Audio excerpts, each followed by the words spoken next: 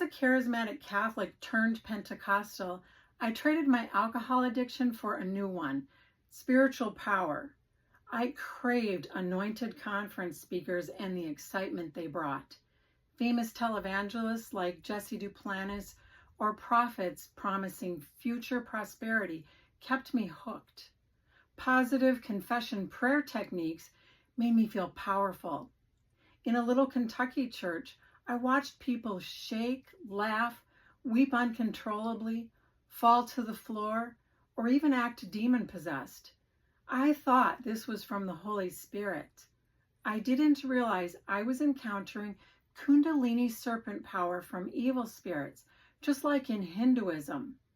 While hoping a deliverance minister would free my alcoholic husband, I was blind to my own addiction to the prosperity gospel. I share that raw story in my book, Deliver Us from Addiction, on sale now.